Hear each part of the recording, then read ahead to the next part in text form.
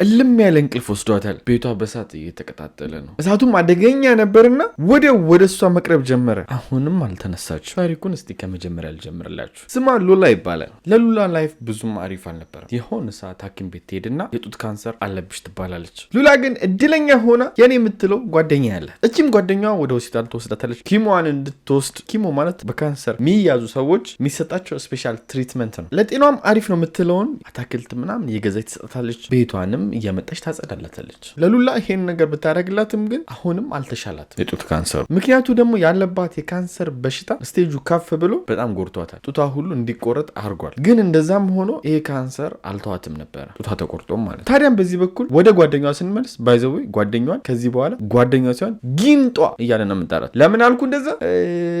ቀስ በቀስ ይገባቸዋል። ዝም ብላችሁ ስሙኝ። እቺ ጊንጧ እቤት ውስጥ ታግዛታለች። ቅድምም እንዳልኳችሁ ታመላልሰታለች ሆስፒታል። ኢቨን ቤት እየመጣች ምግብ ትሰራላታለች። ግን ጊንጧ ምን አሰበች? ሉላ በህይወት የምትቆይ አይመስለኝ ልትሞት ነው ትላለች ማለት ነው። ደግሞ ከሞተች አይቀር የሆነ ነገርማ በሷ መጠቀም አለብኝ ብላ አሰበች። ከዛም ኢንሹራንስ ሀሳብ መጣላት። ሰዎች የህይወት ኢንሹራንስ ይገባሉ ሲሞቱ የሚከፈላቸውም ማለት ነው። ግን ይሄ ኢንሹራንስ ቀላል አልነበረም። ምክንያቱ ደግሞ እዛ ጋር የሚከፈለው ብር ለጓደኛዋ እንደሆነ ሉላ መታ መፈረም አለባት፣ የታመመችው ማለት ነው። እኔ ስሞት ጓደኛዬ ወይም ጊንጧ ብሬን ትውሰድ ብላ ማለት ነው። ያንን ደግሞ እንድታውቅ አልፈለገችም ሉላ ማለት ነው። ስለዚህ ያላት አማራጭ ፌክ ነገሮችን መጠቀም ነው። ለዚህም ትንሽ አሰበችና አንድ ነገር መጣላት፣ ራሷን ሉላ ነኝ ማለት። ከዛ የዚህ ኢንሹራንስ እኔ የሆነ ነገር ቢደርስብኝ ደግሞ ተጠቃሚ ብላ የራሷን ትክክለኛ ስም ማስገባት። ግልጽ ነው አይደል? ገብቷቸዋል ብዬ ተስፋ አደርጋለሁ። ለዚህ ደግሞ ማጭበር በሚያስፈልጋት ፌክ የሆነ አይዲ ነው። ፌክ የሆነ አይዲ አዘጋጀች። ኢንሹራንሶችም ያው ብር ስለሆነ የሚፈልጉት ደስ ብሏቸው እኔ ሉላ ነኝ፣ እኔ ብሞት ለጓደኛዬ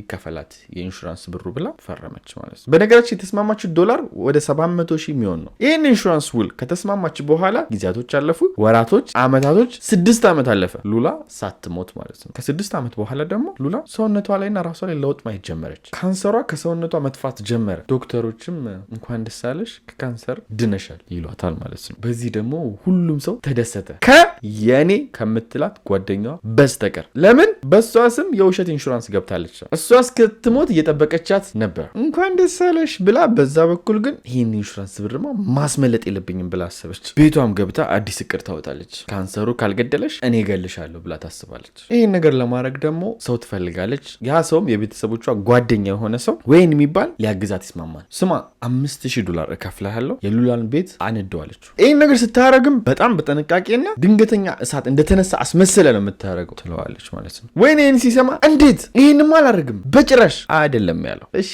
ነበር ያለው። ሄዶም ጋዝ ታንክ ይገዛል። ይሄን ጋዝ ታንክም ይዞ ሉላ ቤት ገብቶ ይሄን ጋዝ ታንክ ጊንጧ አንቺ ጋር ይቀመጥ ብላሻለች፣ ማታ ወስደዋለሁ ምናምን እያለች ነው እና እሷ ቤት ስለሌለች ነው እዚህ ይቀመጥ ይላታል ማለት ነው ለሉላ። ግን ሉላም ችግር የለውም ስትመጣ ሰጣታለሁ ምናምን ብላ አስቀምጠዋለች። በመሀል ግን ጨዋታ ጀመሩና ማውራት ጀመሩ። እያወሩም ዞር ስትል የምትጠጣው ውሃ ላይ የእንቅልፍ መድኃኒት ይጨምራል። እሱን ደግሞ እሷ ስትጠጣ ሄዳ እንቅልፏን ለጥ ትላለች ማለት ነው። ወይንም ከልቧ እንደተኛች ካረጋገጠ በኋላ ጋዝ ታንኩን ይከፍተዋል። በስሩም በደንብ ነገሩ ቀጣጥል ጋዜጣ ምናምን ያስቀምጣል። በተጨማሪም ከጎኑ ቤት ማሞቂያ እስሩ ያደርጋል። ይህንንም ማሞቂያ ኦቨርሂት አድርጎት በጣም እንዲሞቅ አድርጎት ጥሎ ይወጣል። ማሞቂያውም እየሞቀ በጣም ይግልና ቤት ውስጥ ጋዝ አለ። ከዛ ጋዝ ጋር እሳት ይፈጥራል። እናም ቡም ብሎ ይፈነዳል። ይህ ሲሊንደር ሲፈነዳ ደግሞ የሉላ ቤት በተወሰነ ፐርሰንት እቃውን ፍርስርስ ነው ያደርገው። ግን እንደዚህ ጮሆም እንደዚህ ፈንድቶም ሉላ አልሰማችም። እሳቱ እየተቀጣጠለ መጣ። በዚህ በኩልም ይህን ነገር ጎረቤቶቹ አዩ። የእሳት አደጋ ወዲያው ጠሩ። የእሳት አደጋ መጣ። ግን ረፍዶ ነበርና ሉላ ውስጥ ሆና ሞተች።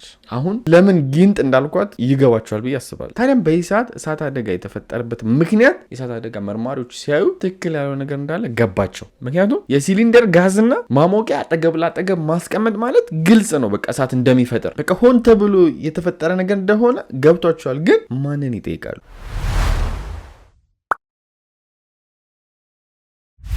እንኳን አደረሳችሁ እኔ ብላችሁ በደረቁ ነው። ዲኤምሲ ግን ትልቅ ነገር አቅርቦላችሁ ነው እንኳን አደረሳችሁ ያላችሁ። ምክንያቱም በካሬ 97,000 ብር ሲሸጥ የነበረው በዓልን አስመልክቶ 78,000 ብር ተደርጎላችኋል። ጽድት ያለ የሚገርም አፓርታመንት ከፈለጋችሁ ዲኤምሲ ላይ ባለ 1 መኝታ ቤት ከ430,000 ብር ጀምሮ፣ ባለ 2 መኝታ ቤት ከ620,000 ብር ጀምሮ፣ ባለ 3 ነው የምፈልገው ካላችሁ ደግሞ ከ750,000 ብር ጀምሮ ለእናንተ ገንብቶ መሸጥ ይፈልጋል። ከእርሶ የሚጠበቀው 40%ን በ2 ዓመት መክፈል ብቻ ነው። የቀረውን 60% ከባንክ ጋር አያይዘው ዘና ብለው ፈታ ብለው መክፈል ይችላሉ። ይህ አፓርታማ ታዲያ መኖሪያም ብቻ አይደለም፣ ለልጆቹ መዝናኛ፣ እርሶም ሲፈልጉ ዋና የሚዋኙበት እንዲሁም ሁሉን የያዘ የገበያ ማዕከል ያሟላ ቆንጆ አፓርታማ በመሀል አዲስ አበባ ሰርቶ ለእናንተ ማስረከብ ይፈልጋል። ይሄ የበዓል እድል እንዳያመልጣችሁ።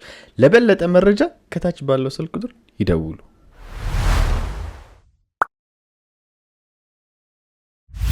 ጊንጧን እንዳትሉ እንደ ጥሩ ጎረቤት ኪሞ ስታመላልሳት አይተዋል። እየመጣች ቤቷን ታጸዳለች፣ ምግብ ትሰራላታለች። ጥሩ ግንኙነት ያላት ነው የሚመስለው። እሷን በጭራሽ አትጠረጥሩ። ሌላም ሰው ጋር ቢሄዱ ምንም አይነት የሚያስጠረጥራቸው ምክንያት ስለሌለ ይሄ ነገር በቃ ድንገተኛ ነው በሚል ተዳፍኖ ቀረ። በዚህ በኩል ደግሞ ጊንጧ ዶላሯን ወሰደች፣ 700,000 ዶላሯ።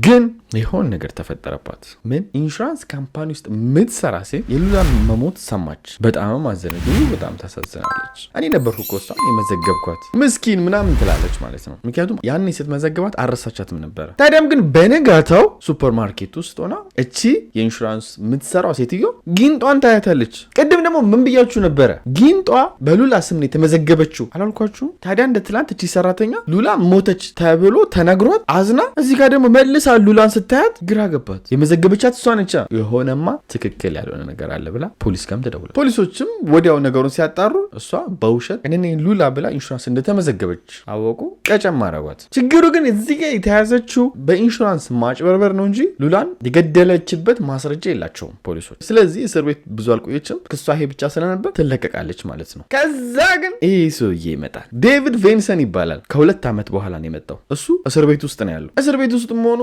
አልተመቸውም። የእስር ፍርዱ እንዲቀንስለት ይፈልጋል። ይህን የእስር ፍርድም እንዲቀልለት አንድ ማቀው ወንጀለኛ አለ፣ እሱ የሰራው ወንጀል አለ፣ እሱን ከተናዘዙ ፍርድ እንዲቀንስልኝ ይፈልጋሉ ይላል ዴቪድ ማለት ነው። ፖሊሶቹም እሺ ችግር የለውም። ዴቪድ ደግሞ ወይንን ያውቀዋል። ወይን ማለት ቅድም ሉላ ላይ የእንቅልፍ መድኃኒት ሰጥቶ ቤቱን ያቃጠለው ማለት ነው። ወይን ለዴቪድ እያንዳንዱ ነገር ተናዞ ነበረ፣ ጓደኛዬ ነው ብሎ ማለት ነው። ስለሱ ዴቪድ ፖሊስ ጣቢያ ውስጥ ሆኖ ተናገረ። ፖሊስም በዚህ መረጃ ወይንን ሄደው ቀጨም አረጉት። ወይን ሲያዝ የተናዘዘው አንድ ነገር ብቻ አልነበረ።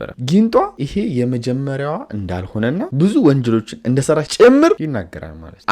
አንዱ ላይ መመስከር ጀመረ ማለት ነው። በዚህ አጋጣሚ ፖሊሶቹም እስቲ ተናገር ታዲያ የሰራችው ሌላ ወንጀል ምንድን ነው ሲሉት የገዛ ልጇን ቤት አንድድ ብላኝ አንድጅ ያለዋል። ይህን ነገር ለምንድን ነው ያደረገችው ሲለው በእሷ ስምም ኢንሹራንስ ገብታ ነበረ። ያን ኢንሹራንስ ብር ለመብላት ነበረ፣ ግን ልጇ እሳቱ ሲቀጣጠል ነቃችና አመለጠች። ግን ያን እንዳረግ አዛኝ ነበረ ብሎ እሷ ላይ መሰከረ። ፖሊስ ሄዶ ድጋሚ ጊንጧን ቀጨም ማረጋት። ቤቷንም መመርመር ጀመሩ። ቤቷን ሲመረምሩ መረጃ አገኙ። ምን አይነት መረጃ?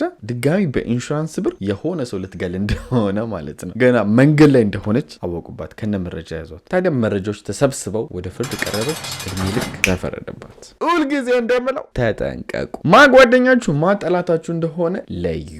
በጣም ወዳቸዋለሁ። ይህን ቪዲዮ እንደተለመደው ሞቅ ያለ ላይክ፣ አንዳንድ ደግሞ አላችሁ ሰብስክራይብ ሳታደርጉ የምታዩ ማለት በጣም ነው የምታሳዝኑት። በጣም ነውራል ሼማል እያዩዋችሁ ነው። ሰብስክራይብ ብታደርጉ ይሻላችኋል። ወዳቸዋለሁ። በቀጣይ ቪዲዮ እንገናኛለን። ሜምበር መሆኑን ከፈለጋችሁ ተቀላቀሉ። ስማችሁ ከታች ይጻፋል። ባይ